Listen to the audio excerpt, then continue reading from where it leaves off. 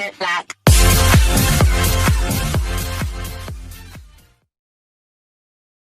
Morning, कैसे हैं आप सभी? ओके, नमस्कार, मैं RS सिकरवार। तो क्लास 10th मैथमेटिक्स की बात कर रहे हैं, चैप्टर 3 स्टार्ट करेंगे आज। उससे पहले इंट्रोडक्शन देखते हैं, क्योंकि we know very well about this the introduction, है ना। तो इंट्रोडक्शन की एक अहम भूमिका होती है किसी भी चैप्टर में, तो हम इंट्रोडक्शन की बात करेंगे। ओके, तो स्टूडेंट सभी रेडी होंगे, सभी नोटबुक और अपना पेन लेकर के बैठे होंगे ताकि कुछ नोट करना पड़े तो कर सकें।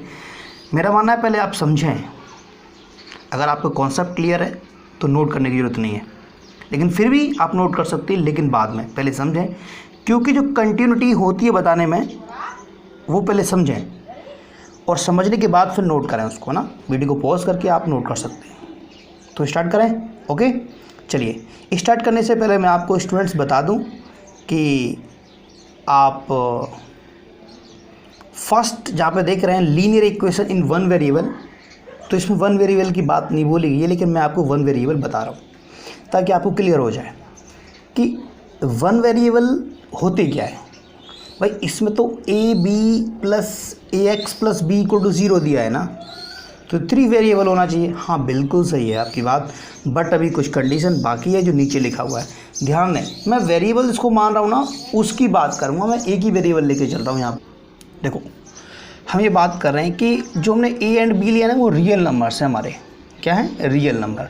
x यहाँ पर एक वेरिएबल है, इसलिए मैं इसको वन वेरिएबल बोल रहा हूँ। Listen very carefully, a and b are real numbers but x is variable because we are talking about the one variable, right? So x is a one variable. Now linear equation in two variable, it means x and y both are variables and a, b, c are the real numbers. What are real numbers? You know very well about this. Variable numbers, if you talk about the real number, the rational and irrational, both numbers are real number. Okay, so focus on this next point. What? One variable and two variable, right? Students, video को पूरा देखने से पहले आप video को like करें और अपने दोस्तों तक पहुंचाएं, शेयर करें, और कमेंट करने से मुझे पता चल जाएगा कि हाँ आप लोग पढ़ रहे हैं, राइट। जो भी समझ में आ रहा है तो ठीक है, नहीं आ रहा तो भी किसी प्रकार का कमेंट तो हो सकता है।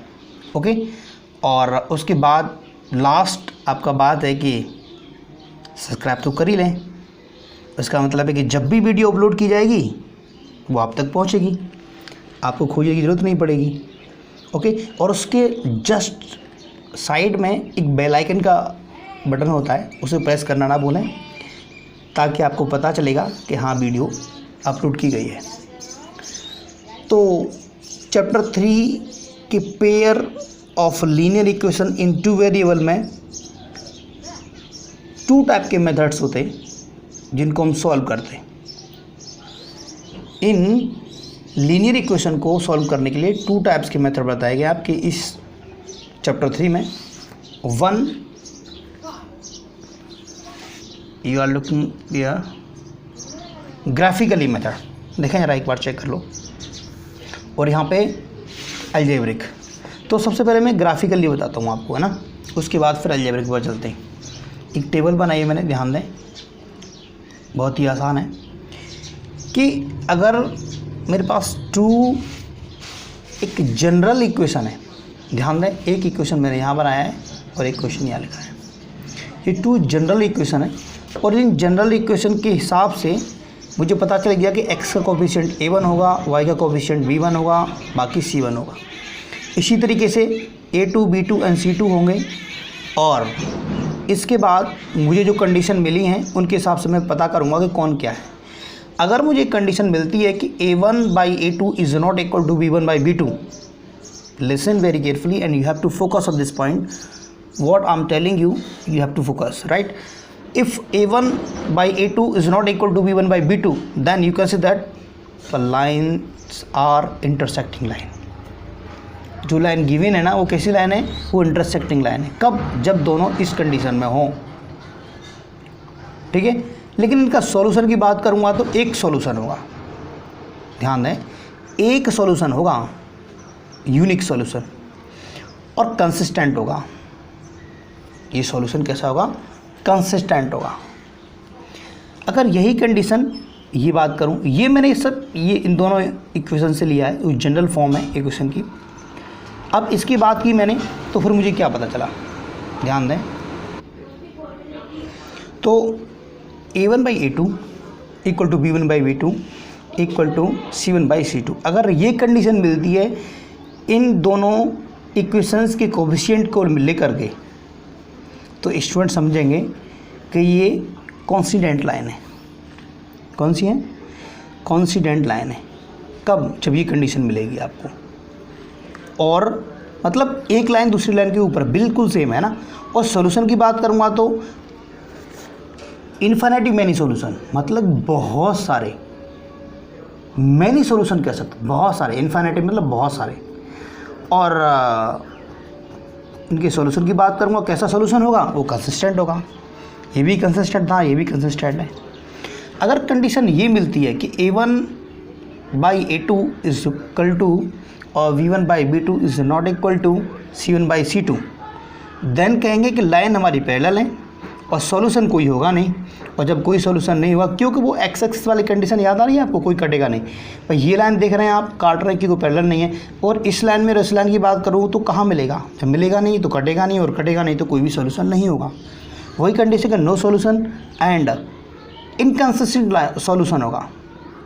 इनके द्वारा बने हुए जो लाइंस हैं वहाँ पे क्या होगा? इनकंसिस्टेंट। बात क्लियर है? तो ग्राफिकली मेथड में हम ये सब बातें पढ़ेंगे, और डिपेंड करेगा कि किस सिचुएशन में, किस कंडीशन में कौन सी लाइन इंटरसेक्ट है और पैरेलल लाइंस हैं एंड द कॉन्सिडेंट है। तब मैं बात करता हूँ क्वेश्चन नंबर फर्स्ट की बात करते हैं। ओके, फर्स्ट क्वेश्चन को देखने से पहले कुछ एग्जांपल्स दिए हैं ना, एग्जांपल को देख लेते हैं। ये देखिए, एग्जांपल को देखते हैं। ये देखिए, मैंने फर्स्ट जो लिया है इंटरसेक्टिंग लाइन का एग्जांपल लिया है कि दो इक्वेशन दे रखे मेरे को, और फिर मैंने फर्स्ट जो इक्वेशन है कंपेयर किया फर्स्ट जनरल इक्वेशन से, सेकंड इक्वेशन को सेकंड जनरल इक्वेशन से कंपेयर किया, जिससे मुझे A1/B1C1 एंड A2/B2C2 मिल जाएं। और उसके बाद मैंने कंडीशन लगाई कि देखो 2/3 दैट इज़ एंड 3/4 दोनों इक्वल नहीं है, तो मैं कह सकता हूँ कि A1/A2 is not equal to B1/A2 और A1/A2 is not equal to B1/B2। It means intersecting line, और इंटरसेक्टिंग लाइन का मतलब क्या है कि वन सॉल्यूशन, और वन सॉल्यूशन का मतलब क्या है कि कंसिस्टेंट। बात क्लियर? जो मैंने फर्स्ट आप कॉलम में ये बताया था, सेकंड का एग्जांपल देखा, कोई मुझे दो इक्वेशन मिले हैं, मैंने कंपेयर किया, और कंपेयर करने के बाद मुझे मिला कि A1/A2 यहाँ देखें and B1/B2 and C1/C2 all are equal. और इक्वल है तो क्या हुआ? Infinity many solutions. चेक करो, ध्यान दो कि कॉन्सिडेंट लाइन्स होंगी, मतलब एक दूसरे पर रख दो तो कोई पता ना चले, और सॉल्यूशन की तो भरमार होगी, मतलब बहुत सारे होंगे, अनगिनत होंगे, और कॉन्सिस्टेंट ये है, कंसिस्टेंट हमारा सॉल्यूशन होगा और लाइंस होंगी।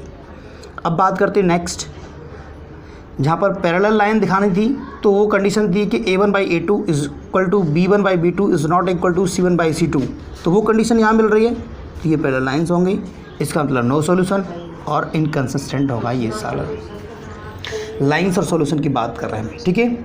अब पढ़ते हैं नेक्स्ट। स्टूडेंट्स, बात कर लेते हैं अब अलजेब्रिक मेथड। अलजेब्रिक मेथड में क्या होता है कि थ्री टाइप से हम सॉल्व करते हैं क्वेश्चंस को। एक तो होता है कि सब्स्टिट्यूशन मेथड, ठीक है, एक होता है एलिमिनेशन मेथड, और एक होता है क्रॉस मल्टीप्लिकेशन। चेक करो, substitution method, elimination method and cross multiplication method. अब सबसे पहले मैं बात करता हूँ सब्स्टिट्यूशन मेथड। इसको देखकर पता चल रहा है ना, सब्स्टिट्यूशन मेथड को देखकर पता चल रहा है कि सब्स्टिट्यूट करते हैं, सब्स्टिट्यूट कर दें। आप देखते होंगे कि आपके अरेंजमेंट लगते होंगे, आपके सब्स्टिट्यूट जो पीरियड है वो होते होंगे कि मैथ्स का पीरियड था और वहाँ पे SST वाले आ गए, है ना, बड़ा मज़ा आया होगा, क्योंकि मैथ्स तो कुछ अच्छा सब्जेक्ट है, ठीक है। तो वही है कि सब्स्टिट्यूट कर देते हैं ना, तो वही चीज़ है इसमें कि एक इक्वेशन से निकाल करके दूसरे इक्वेशन में ना सब्स्टिट्यूट कर देते हैं। देखते हैं कुछ बात सेपरेट करते हैं। फर्स्ट इक्वेशन से कोई वैल्यू और सेकंड में आप सब्स्टिट्यूट करते हैं। दो इक्वेशन आपके सामने प्रेजेंट हैं और इन प्रेजेंट इक्वेशन में क्या करते हैं हम, सब्स्टिट्यूशन। तो चलिए इक्वेशंस को देखा मैंने, क्या दूसरा इक्वेशन उठाया और दूसरे से ना मैंने क्या किया, एक्स की वैल्यू को सेपरेट किया, इन दोनों को उधर ट्रांसफ़र किया तो 2y माइनस का था तो प्लस का हो गया, ये प्लस का था तो माइनस का हो गया। अब इस वैल्यू को मैंने सेकंड से निकाला था तो सेकंड में तो रखूँगा नहीं, जीरो हो जाएगा। अब सेकंड से निकाला था फर्स्ट में रख दूँगा, ये वैल्यू फर्स्ट में रखना है मुझे।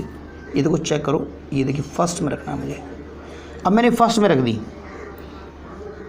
बस अब क्या करना था, वैल्यू निकाल दिया कि y आ गया तो y तो सेपरेट करके वैल्यू निकाल सकते हो ना, 8th क्लास में हमने पढ़ाया था कुछ। चलिए बात क्लियर है, ओके। अब बात करते हैं एलिमिनेशन की। तो एलिमिनेशन बहुत इजी है, एलिमिनेशन मेथड है, बहुत इजी है, बट कैसे है देखते हैं एक बार। आप ये देख पा रहे हैं कि दो इक्वेशन है, लेकिन मैं बता देता हूँ आपको कि इसमें दोनों को फर्स्ट मल्टीप्लाई करके डिवाइड करके इक्वल बनाना होता है और फिर उसको माइनस और प्लस करके काटने का होता है, ये काट देते हैं। फिर उसके बाद हम x और y की वैल्यू फाइंड करते हैं। तो स्टूडेंट्स वही मैंने लिखा है इसमें। तो मैंने क्या किया, ये फर्स्ट ये सेकंड इक्वेशन है मेरे पास, तो सेकंड इक्वेशन में 2 से मल्टीप्लाई कर दिया, मेरे पास ये आया। अब इसको काटा, लेकिन चेक करो ये दोनों प्लस के हैं तो कट कैसे जाएंगे, मैंने इसको सब्ट्रैक्ट किया है ना, माइनस मतलब चेंज किया, इसको प्लस था, कुछ ना होने पर प्लस मानते हैं तो यहाँ पर साइन चेंज कर दिया माइनस, क्योंकि माइनस प्लस का तो कट सकता है ना। जब यहाँ पर करूँगा तो जितने भी नीचे होंगे सबके साइन चेंज होंगे, माइनस का प्लस, प्लस का माइनस। अब स्टूडेंट्स ये वाला माइनस काउंट नहीं होगा, इसका ये प्लस वाला काउंट होगा। तो 7 एंड दिस वन इज़ -10, तो y इक्वल टू 10/7 क्या भाई, ये it is the value of y की वैल्यू आ गई। अब x की वैल्यू किसी में रख के निकाल सकते हैं। तो आई होप एलिमिनेशन मेथड बड़ा आसान है, और इससे भी आसान हमारा क्या था, सब्स्टिट्यूशन मेथड। आपको अच्छी समझ में आ रहा होगा।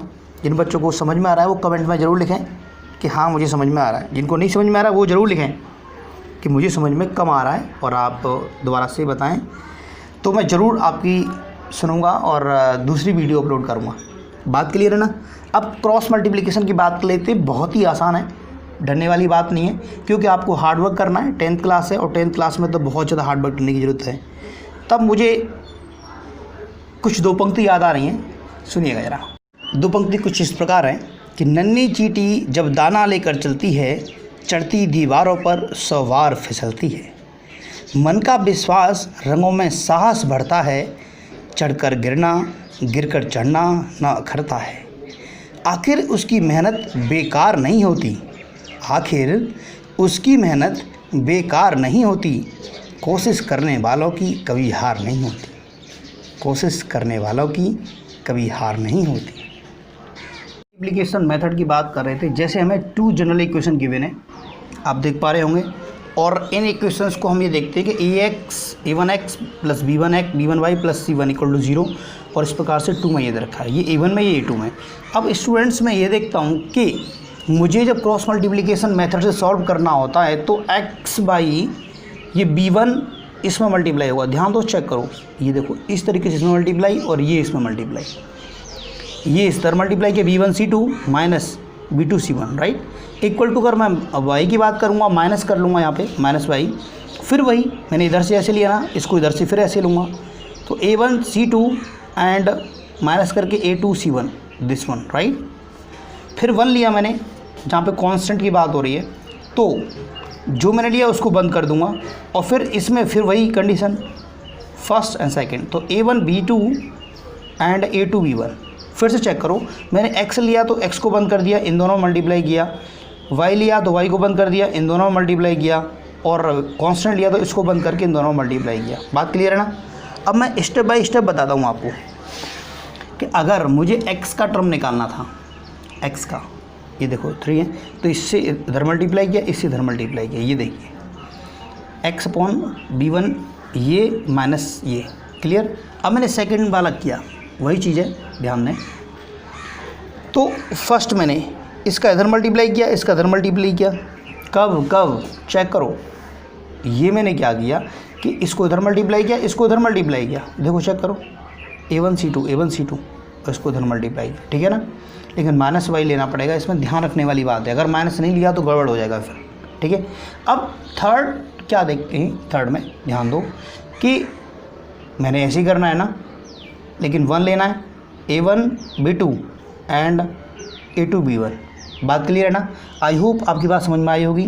Last time I want to say something, you have to subscribe this channel and share your friends, और after that this is your example, you can solve this, right. मैं देख पा रहा हूँ, मैं एग्जाम्पल को कुछ सॉल्व किया है और बताता हूँ आपको। सेम कंडीशन है, मुझे x लेना था तो x 3 इंटू 3, 2 2 4 जा 8, माइनस बीच में लगाया, तो माइनस y लेना होता है, 2 3 जा 6 एंड 1 4 जा 4, 1 लिया मैंने, 2 2 जा 4 एंड दिस वन इज 3। अब इसको सॉल्व किया मैंने, ये आया और x की वैल्यू मुझे निकाल। ये बात अब तक क्लियर हुई होगी, ताकि अब एक्सरसाइज 1 की बात करेंगे नेक्स्ट वीडियो में। आई होप आपको अच्छे से समझ में आया होगा। तो स्टूडेंट्स सभी प्रैक्टिस करेंगे, नेक्स्ट वीडियो आए तब तक के लिए okay, thank you very much.